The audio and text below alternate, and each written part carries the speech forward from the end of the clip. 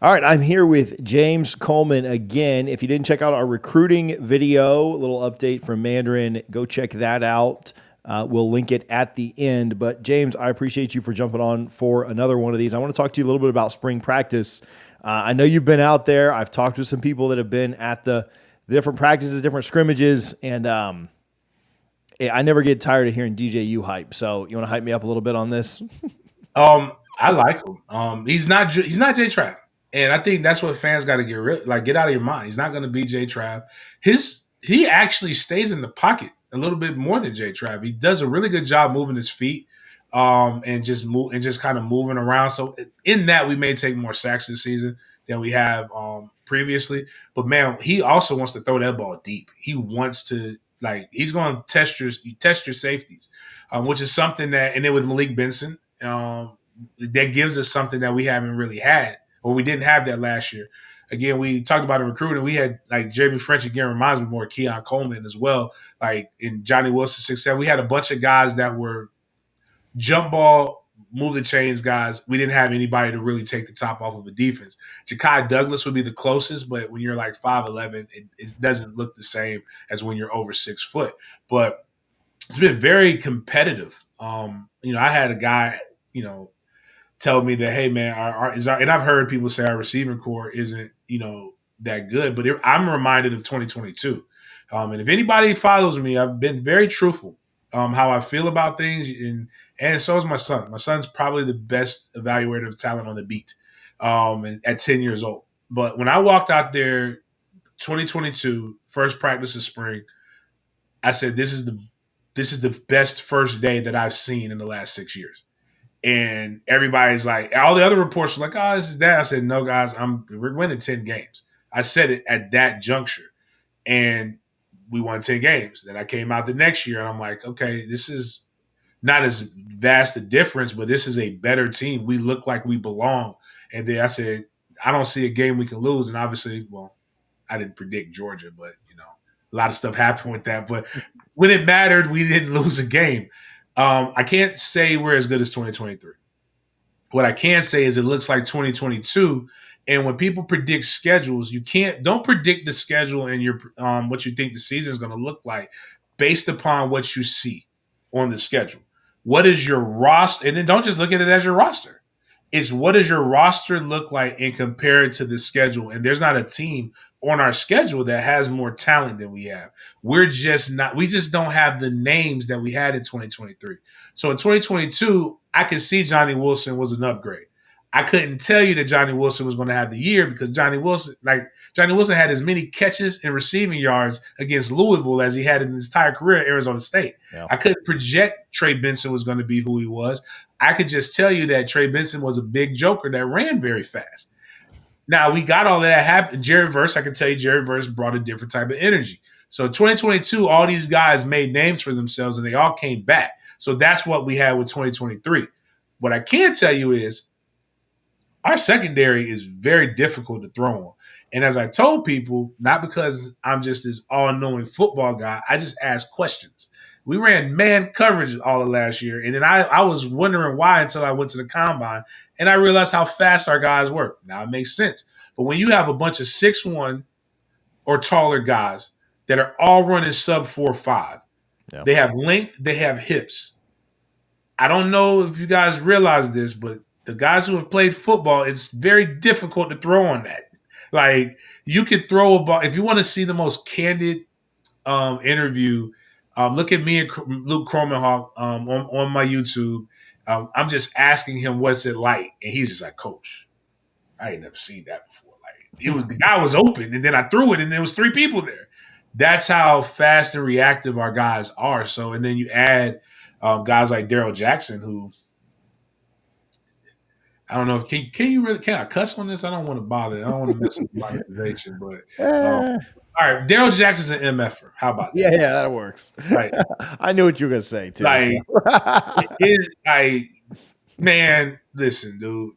I felt bad when the last scrimmage I went to go see. Whoever that offensive lineman was, I hope that's not who he. I hope he didn't have to prove that he could block him to stay on the team, because I personally think that's not fair. Because Daryl Jackson, as tall as he keeps great leverage. So he's low, and then he uses them limbs to like be like the dude from Street Fighter. It was not Mbaka, the guy with the long arms and stuff like that. So Yeah. he's doing that, and that's not even with Farmer there. You know, there's some things that I think we could use, but that comes with experience. But I think our defense will be what keeps us in a lot of games as our offense is trying to still figure it out. But Rodell at running back, great. Cam Davis, I joke with him. I said, Cam, you look like you were born in the Remember the Titans era, Yeah. but he is like just he's country. I also told his mom, I said, hey, I'm dropping my kids off at Albany every summer. Y'all just feed them what y'all fed. Tell me what the bill is. Feed my son what y'all gave him so my sons can look like him. That's what I want. Yeah. But going back to it, it's all DJU. And I want guys, don't get caught up in trolling. I don't is DJU better than Karen Ward? I don't care. Here's what I know. And this is what I need from DJU. DJU has had a 3-to-1 touchdown to interception ratio at not Washington State, excuse me, at Oregon State. He had a 3-to-1 touchdown to interception ratio his last year at Clemson. If DJU gives us a 3-to-1 touchdown to interception ratio this year, we're going to win a lot of football games. Yeah. Like, we don't need him to be a Heisman Trophy candidate. We need him to throw, if he throws 25 touchdowns or more, we're going to be fine. Yeah. You also have to really like the guy that he's playing under and see what Norvell has done with quarterbacks and not just Travis. Like, I'd encourage you to go back to the Memphis days and the Arizona State days and just look at what, it has not been very many years in Mike Norvell's career where his quarterback didn't throw for 30 or more touchdowns. Very few. One of them was a COVID year, so we won't even count that. James, where can people follow you? Where can they find your work? Most important thing, YouTube Did Media Group. Check us out there. We've got all kinds of different things. Every Monday, Wednesday, Fridays, I do Big Games BS, where we talk about whatever's going on in the sports world with definitely a Florida twist, more Florida State slant. I'm unapologetically Florida State slanted, but we will talk about everybody in truth. But we also have different series where we break down game film of Florida State games. We have interviews, did great combine stuff on all of our guys. It's just a channel that is really for the sports enthusiasts. We're doing more NFL coverage now, and we're continuing to grow. Trying to get this thing to 10,000 subs before the season starts. If you just want everyday randomness, at Big Game James _36 on Twitter. You're going in between me breaking down stuff and rap lyrics. You'll see pictures of my sons playing flag football and tackle. But somewhere in there is content. So I like being who I am. So, but again, life is great when Florida State's winning as far as my household goes. Listen, I didn't put an ad in this video, so the ad is for you guys to go subscribe to James's video or James's YouTube, Din Media Group. I'll link it in the description. I want to ask you this, and we'll wrap up. Everybody talks about the old days and how mat drills aren't what they used to be, or tour of duty isn't what this, that, and the other. I do want to know this though, as a former player, as somebody who was out there during spring, 20 years ago. Was that fair? Yeah, 20 years ago. Yeah. How different? What is the intensity that Mike Norvell, brings, and not necessarily him personally, because I know his intensity is like on a different level. But what is like the intensity out there, like at practice, compared to when you were there? Now, I like Mike. I could not have played for Mike. My son could play for Mike. Mike is entirely too intense. Like I would be like, yo, hey, all that yelling, hey, just chill out, bro. Like let's. But it's from a good place. I had Bobby. Bobby was so like chill and like we didn't need all of that, but their intensity is different. It reminded me more of like when I was in the NFL. Like you jog, like your conditioning comes during practice. So like you're jogging you're sprinting to every rep. You're always constantly moving, and it's conditioning to help you through the long haul. While I think we were just a little bit more physical, but I think that's more of a sign of the times than it is any knock against them. I believe that their not fourth quarter drills, their tour duty drills it ain't mats, but it doesn't need to be mats. The thing I always told is the old heads used to tell us, because after Twin died, we had to change the way mats were done, and we got water breaks. They used to not get water breaks, but they gave us water breaks. And one of the old heads said, that ain't match. Y'all getting water breaks. That's easy. And I told him, I said, well, I don't see you like lining up to come do this to stay in shape either. So like, if it's as easy as you said it is, come on, please feel free, show me. And I'll say the same thing about tour of duty. Like, while it's not match, I'm not going to go out there and do tour of duty drills either. But they are constantly moving, and it's not even about the drill. It's about building camaraderie, and that's really what spring practice is about too. In off season, it's about looking at the person to your left, looking at the person to your right. I know what I did. I sweated. I grinded. I got better. Were you here with me? Did you do this? Did you do this?